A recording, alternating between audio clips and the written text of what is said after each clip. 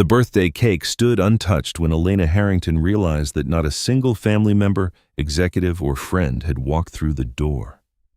The woman who commanded $1 billion empire sat in her wheelchair at the center of a room prepared for bon mot guests, surrounded by white orchids, aged wine, and a 3-tiered cake no one had come to share. When the restaurant manager moved to clear the table, a stranger stepped forward.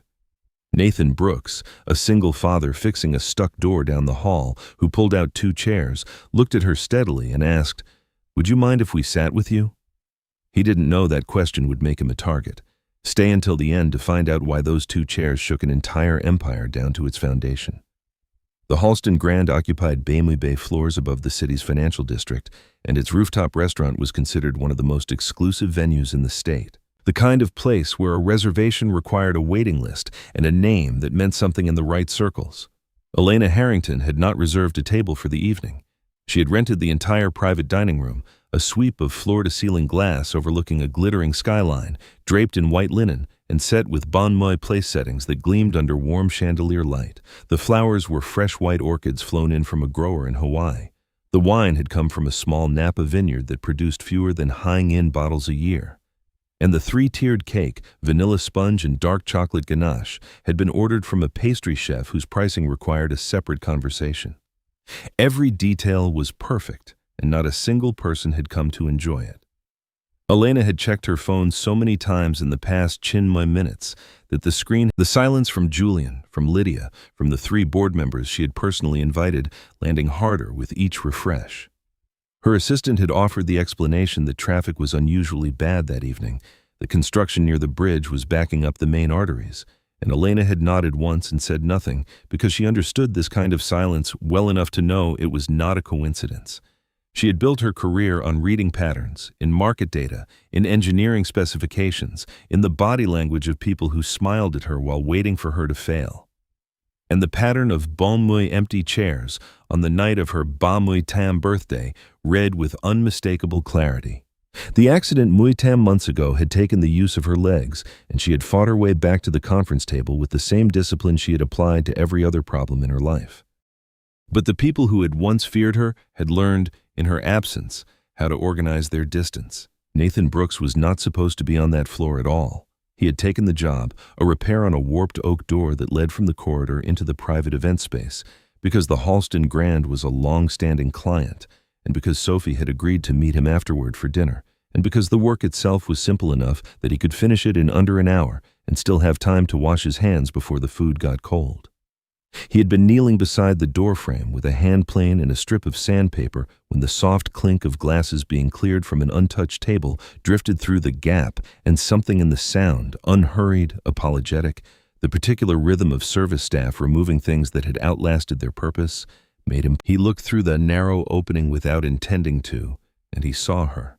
A woman in a wheelchair positioned at the center of a table set for a celebration that had not happened. Her posture, straight and controlled, her expression carefully arranged into something that was trying very hard not to be devastation. He did not knock, did not calculate the distance between their worlds, did not consider what a woman like Elena Harrington might think of a man like him walking uninvited into her evening. He stepped through the door, crossed to the nearest table, and pulled out 2 chairs, one for himself, one for Sophie, who stood just behind him with her jacket still on and her eyes wide with the quiet understanding that comes from watching a parent follow an instinct too clear to question.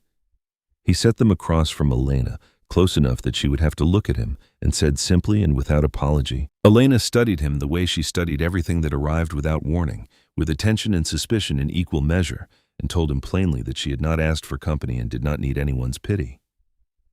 Nathan said he wasn't offering pity, that his daughter had a weakness for good ganache, and that it would be a shame to let 3 tiers of what appeared to be an excellent cake go to waste on an empty room. Sophie, without being asked, sat down, pulled a small plate toward herself, and asked Elena which flavor the bottom tier was, as though the answer mattered very much. The question was so ordinary, so entirely unaware of the weight of the evening, that Elena's composure slipped for just a moment, and then quietly and unexpectedly she laughed. It was not the polished laugh she used in boardrooms to signal warmth without vulnerability. It was real and a little startled, the laugh of someone who had forgotten what it felt like to be treated like a person at a birthday party rather than a problem to be managed. She answered Sophie's question, told them the bottom tier was lemon curd, and Nathan served 3 slices. The candles on the cake were still unlit, and for a few minutes in that empty room, nobody mentioned the banh mi chairs. When Nathan stood to go, Elena's phone lit with an incoming message from an unknown number. She read it twice before she let her expression go still. The party tonight was just the beginning. Resign before everyone else walks away too. Nathan and Sophie stayed longer than they had planned, partly because Sophie kept asking questions that Elena answered before she thought to deflect them, and partly because the conversation had settled into something neither of them had anticipated, not formal or strained, but unexpectedly easy, the way a conversation becomes when neither person is performing anything for the other. Elena had spent Muay Thai months surrounded by people who spoke to her with carefully calibrated concern, whose sentences came in at a lower volume and a slower pace, as though her paralysis had made her fragile in ways that extended beyond her spine. And Nathan's manner was different in a way she could not immediately name, but that she registered the way you register a room where the temperature is exactly right. He didn't look at her wheelchair and then look away. He didn't look at it at all, except once when he was preparing to leave and noticed something that made him stop. He crouched beside the chair without asking permission, pulled a small multi-tool from his jacket pocket, and examined the locking mechanism on the left rear wheel with the focused attention of a person who had learned to read mechanical problems the way other people read faces. The lock had been installed at the wrong angle, not dramatically or visibly, but enough to redirect a portion of the load onto Elena's wrists with every position adjustment. A subtle but cumulative stress that would worsen on inclines. Nathan made 3 small corrections, tested the mechanism twice, and stood back up. Elena told him flatly that the chair was a prototype produced by her own company's engineering division, designed by a team with more combined credentials than he was likely to have encountered in one room. Nathan said he didn't doubt it, and that the team appeared to have placed the locking bracket roughly high, vermodfen high do off true north, and that he could tell because he had spent 11 years designing load-bearing systems before he had stopped. Elena looked at him for a long moment before she asked what had made him stop. He answered the way he answered most personal questions, briefly, without drama, and said that his wife had died and his daughter had needed him in ways that didn't fit around a corporate schedule, and that he had found the work he did now more honest.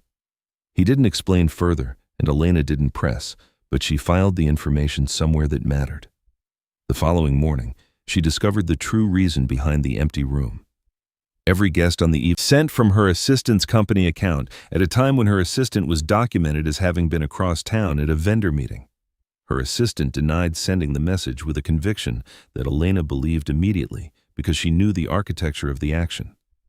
Someone with access to the company's internal systems had decided that Elena's birthday would end in isolation and had made sure of it. She called Nathan from her car and offered him a contract to evaluate the mobility prototype, framing it as a professional engagement with a documented scope and a rate she named directly. He declined, saying he was a craftsman who restored furniture and that the world she moved in was not his. Elena said that was precisely why she was asking him, that the world she moved in had given her a defective product. The pause on his end of the line was long enough that she began to think she had misjudged him. But he asked what time she needed him at the office, and she said 8 o'clock, and the conversation ended. When Nathan stepped off the elevator the following morning and walked toward the research division with Elena beside him, Julian Harrington was standing at the far end of the corridor in a well-tailored charcoal suit, watching their approach with the patient expression of a man recalculating odds on something he had previously considered settled. He turned to Lydia Sinclair, standing 2 steps behind him, and asked in a voice pitched low enough for only her to hear, "How much does that man know?" The research laboratory occupied the east wing of the 12th floor, a clean and pressurized space where a team of 12 engineers had spent the better part of 3 years developing the company's most advanced mobility product, a smart wheelchair system using adaptive sensors and predictive algorithms to adjust balance, resistance, and navigation response in real time.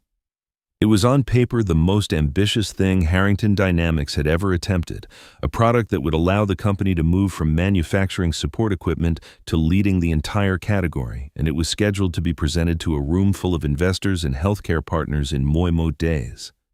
Elena had given Nathan a single morning and a set of design documents. She had pulled herself, and the engineering team watched him from across the room with the particular expression that Nathan did not explain himself. He spent high minutes observing Elena navigate the prototype across a range of surfaces: smooth floor, a transition strip, a gentle ramp built into the test zone, then asked to see the original design files, not the current version, but the first, the one that existed before the revision cycle completed weeks prior. A junior engineer pulled the files without a word, and Nathan set the two versions side by side, cross-referencing sensor placement diagrams with hardware specifications and testing logs with the methodical attention of a person who has learned never to rush a conclusion, and the engineers gradually stopped pretending not to watch. When he finished, he listed 3 issues.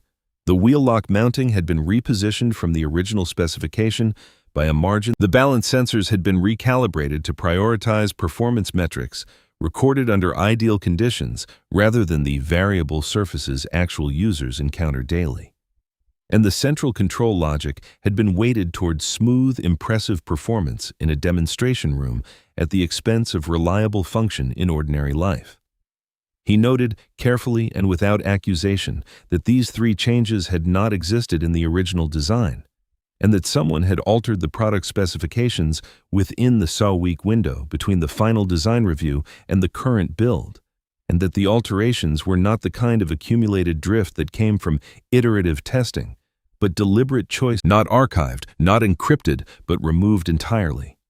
Julian appeared in the doorway minutes later, carrying coffee and the measured expression of a man who had learned to enter rooms in a way that suggested he belonged everywhere. He was gracious with Nathan and curious about his background, and then, in the presence of the full engineering team, asked Elena in a reasonable tone what her process had been for verifying the credentials of an external consultant given access to proprietary technology. He didn't raise his voice, and he did not accuse her of anything specific, but the construction of the question did exactly the work he had intended. It framed her decision as impulsive, personal, possibly compromised by a relationship that had begun at a social occasion rather than through the company's standard procurement channels. Elena met his gaze without moving and told him that the external consultant had located a fault in the product that her internal team had not reported, and that she would appreciate it if he left the room. After Julian was gone, Nathan told Elena quietly that he hadn't agreed to come in order to be deployed in a family dispute, and that his interest was limited to the fact that a flawed product reaching the market would cause physical harm to people who depended on mobility equipment to function safely in their daily lives.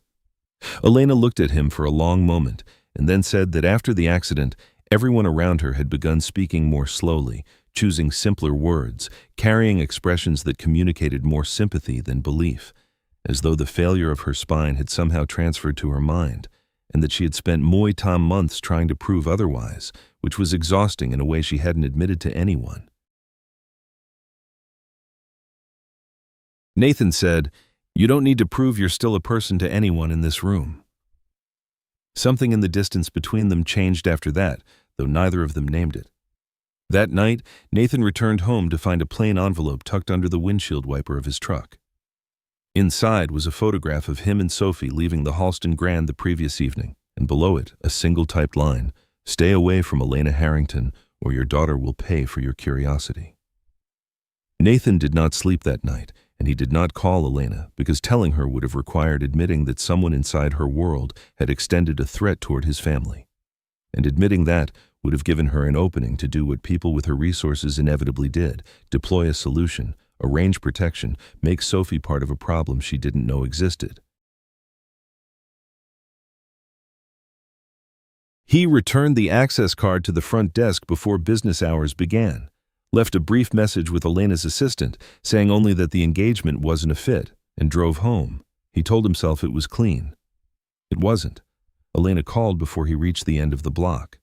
She said she knew he was lying, not because she had information he didn't, but because she had been watching people lie to her face since her wheelchair became the first thing they noticed when she entered a room, and she recognized the particular quality of a lie told by someone trying to protect rather than deceive.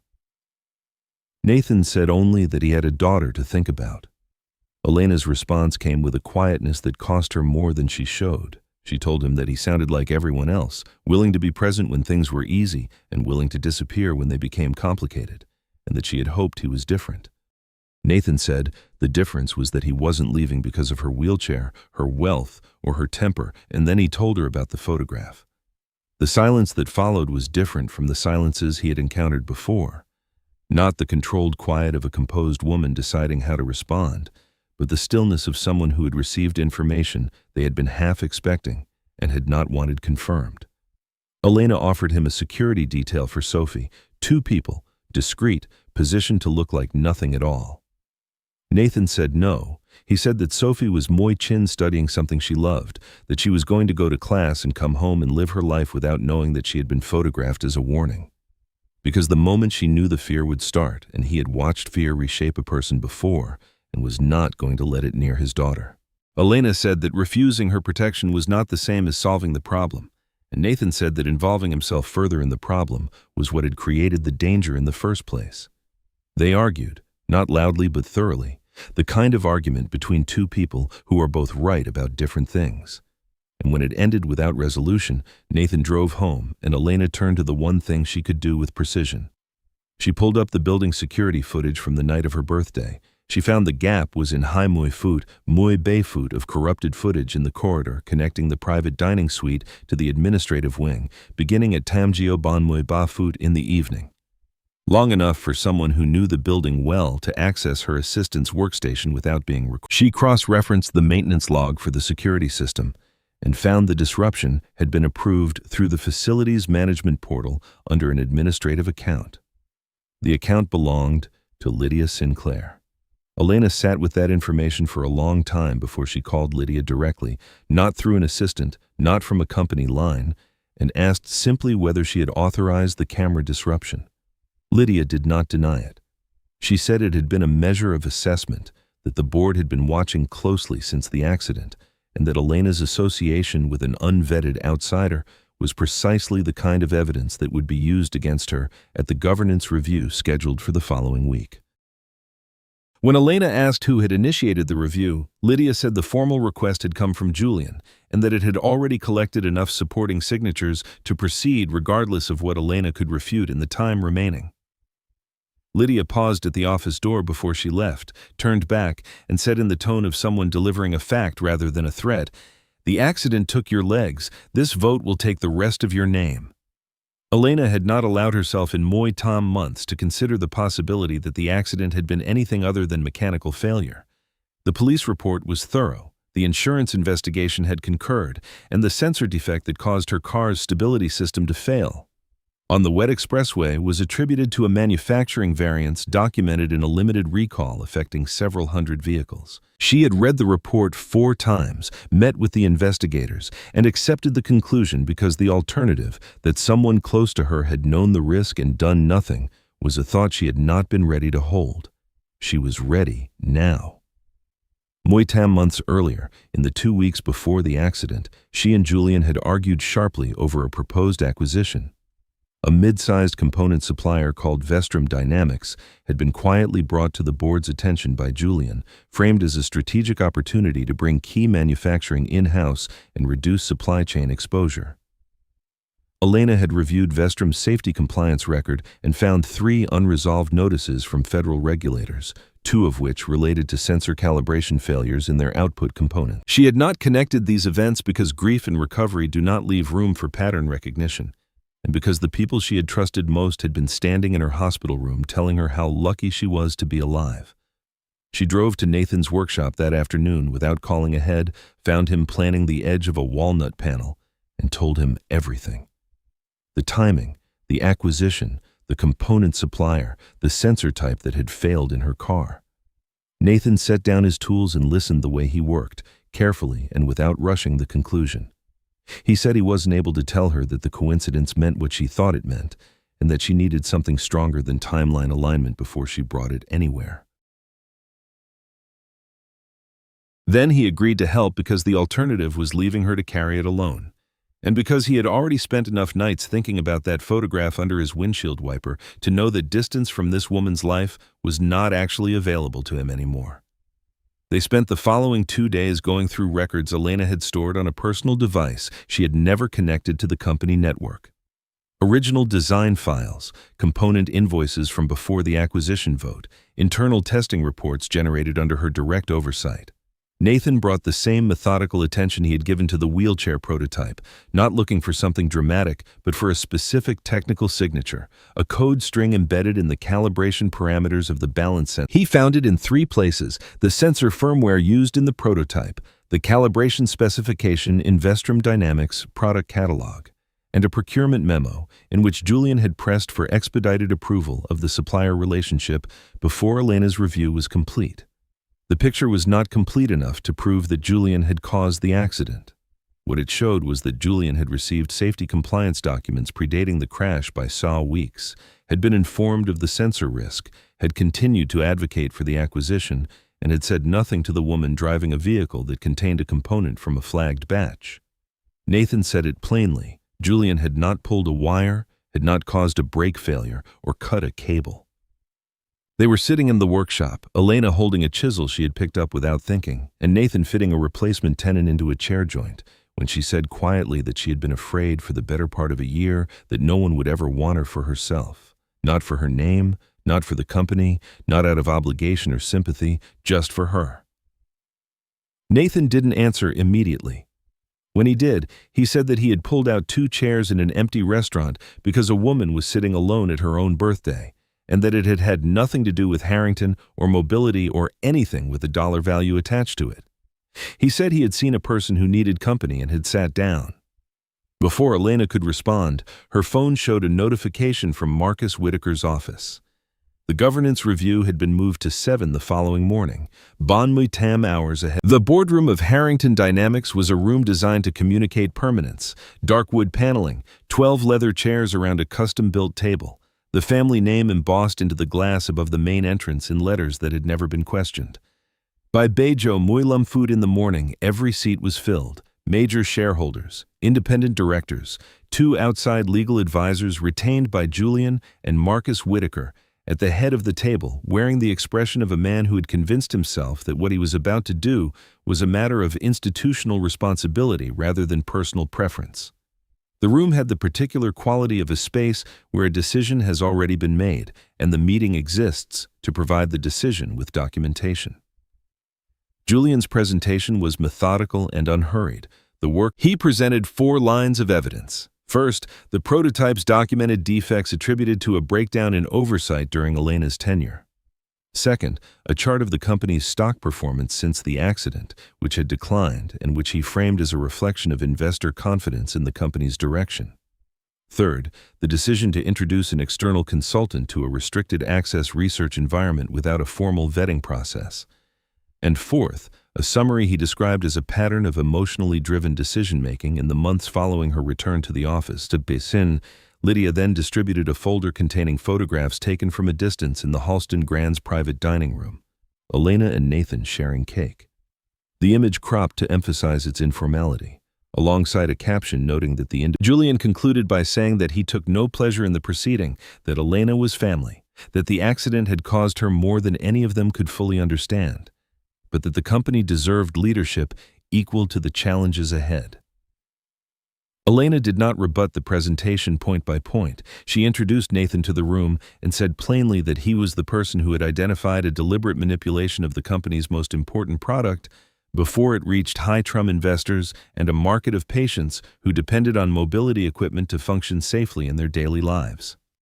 Nathan walked the board through the design documents, the original specifications and the altered version, the 3 technical deviations, the deletion of the access log, and then presented to him done. The modifications had been made from within the company's system during a week window in which only senior personnel with level 4 clearance had been active in that directory. He didn't say Julian's name. He showed the access tier and let the room read the document. Julian said that Nathan's engineering license had lapsed several years prior and that his analysis therefore carried no legal standing. Marcus asked Nathan directly whether he stood behind the technical findings. And Nathan said he stood behind the evidence and that the board was welcome to have the documents independently reviewed by any credentialed party it chose, but that the review would reach the same conclusion because the data said what it said, regardless of who was holding the pointer. Then Sophie's name appeared on Nathan's phone screen. While helping her father back up a folder of documents the previous evening, she had noticed a design file saved in an older proprietary format, the kind that architecture software used before the most recent generation, and that format retained its full edit history in a layer that the person who had deleted the access log had not known to address because the format was old enough to predate the company's current document management system. The edit history showed an approval signature, and the signature matched Julian's credentials. Julian said his account could have been accessed by someone else, and that the evidence proved nothing about intent. Marcus said the evidence was sufficient to table the acquisition vote, halt the product launch, and request a formal external audit. Julian said that was a delay tactic and that the governance question before the board specifically concerned Elena's leadership fitness, which had not been resolved, and Marcus acknowledged it and called the vote. The result was even, 8-8, with Lydia Sinclair holding the last ballot. Lydia looked at Elena across the length of the table, took a breath, and voted to remove her. There was a cluster of journalists on the building's lower steps, already there, already briefed. Someone had tipped them because a removal this clean required a narrative already in place, and Elena moved through them without stopping, her chin level, her expression giving them nothing that could be cropped and used as a caption about fragility or defeat. She would not take the service entrance, would not be escorted out through a side garage. She had built high muy bay years of her professional life in this building, and she would leave it the way she had entered it, through the front door in full view, with her name still above the entrance, even if her signature was no longer on the company's accounts. Julian was named acting CEO by early afternoon. His first announcement was the suspension of the Smart Wheelchair project pending a management review, framed by the internal communications team as a prudent reassessment of the company's technology roadmap. His second was a restructuring of the engineering division that resulted by close of business in the termination of 6 engineers, all of whom had been documented supporters of Elena's return after the accident. His third was an announcement that Harrington Dynamics intended to proceed with the Vestrum Dynamics acquisition at an accelerated pace as part of a new vertical integration strategy, which Julian described as positioning the company competitively for the next decade. The human interest angle that made institutional failure easier to read as a personal one. She did not read the articles. She sat in her penthouse in a room that was wide and expensive and very quiet, and she held the question she had been avoiding since the day she had come home from the rehabilitation center and looked at the corner office and thought, if this is the only thing left, what happens when it's gone? Nathan did not bring flowers or offer speeches about resilience. He called and said he was going to be in the workshop for the rest of the afternoon, and that she was welcome to come, and then said nothing more and waited for her to decide. She came.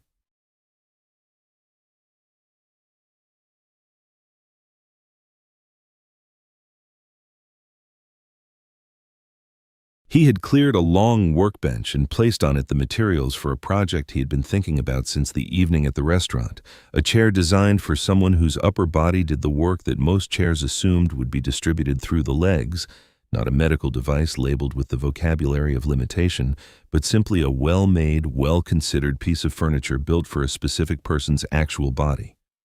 He told Elena he didn't know how to design the seat geometry properly without her input because he was a craftsman and not an ergonomic engineer, and that the design would be better with her in it. They worked on it for Baggio.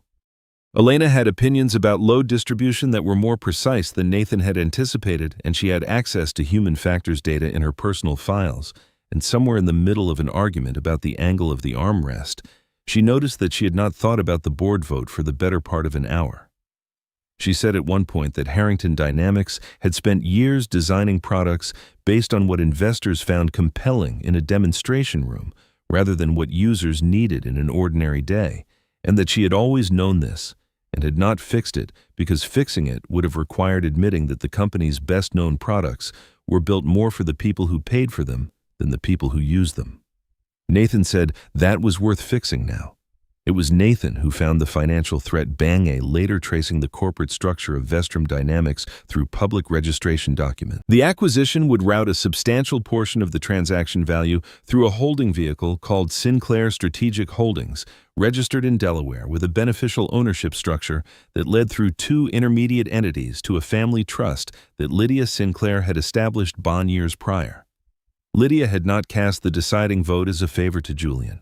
She had cast it as a financial partner with a material interest in the acquisition that she had never disclosed to the board.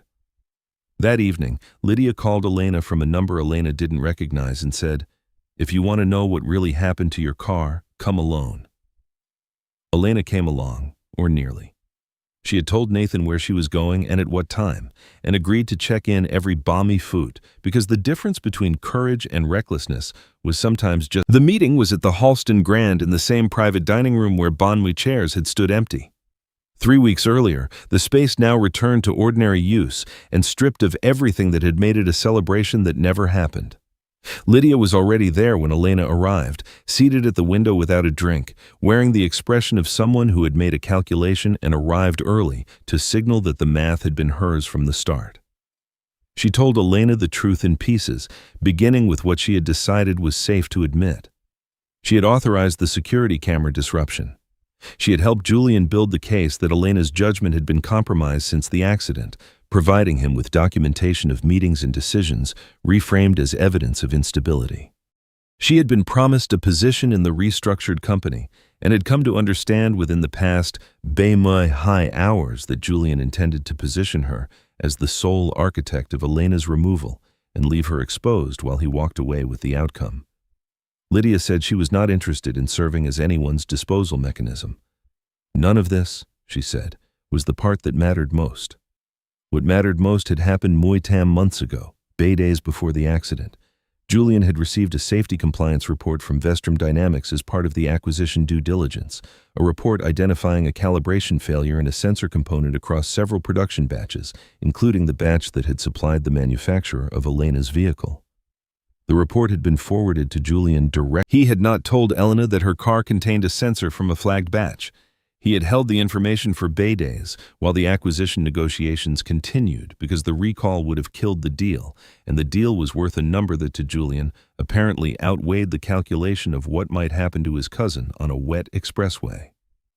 Lydia had kept the email, the original forwarded compliance report with Julian's name on the recipient line, and a timestamp that predated the accident by days, because she had understood from the beginning that the information was the only insurance she had against a man who had already demonstrated he was willing to let a family member come to harm in the service of a financial arrangement.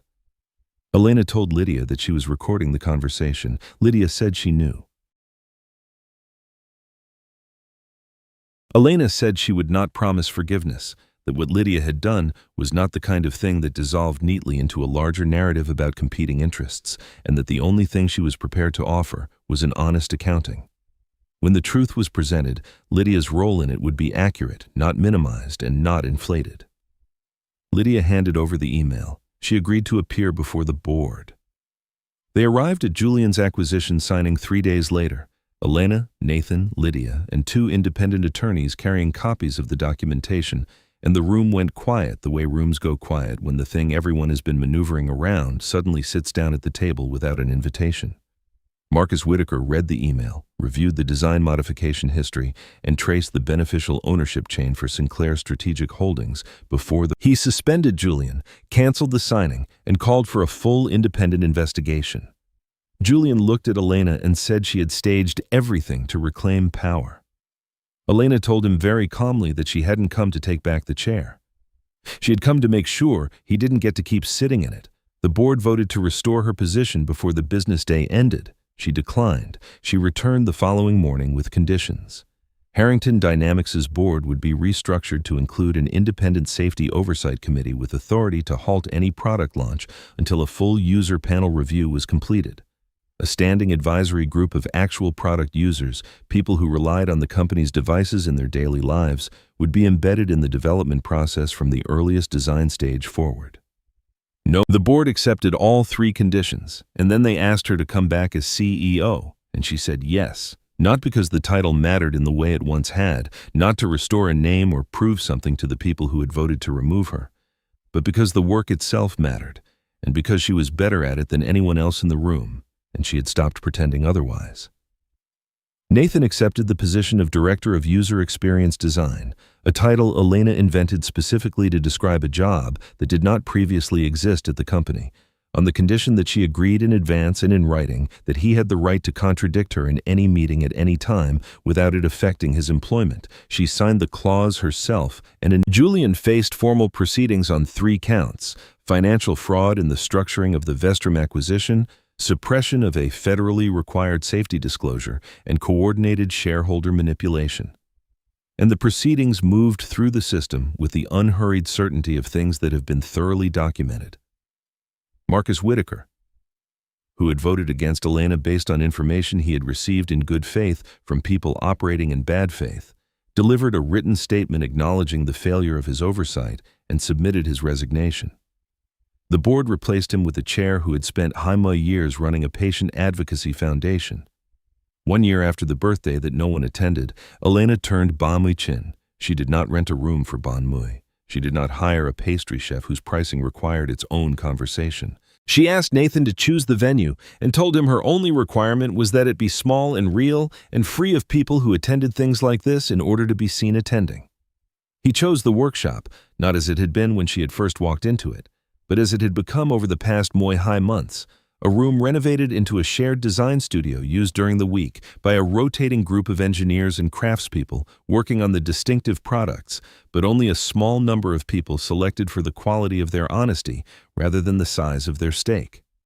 Sophie was there. Several engineers who had been let go under Julian's restructuring and rehired under Elena's were there.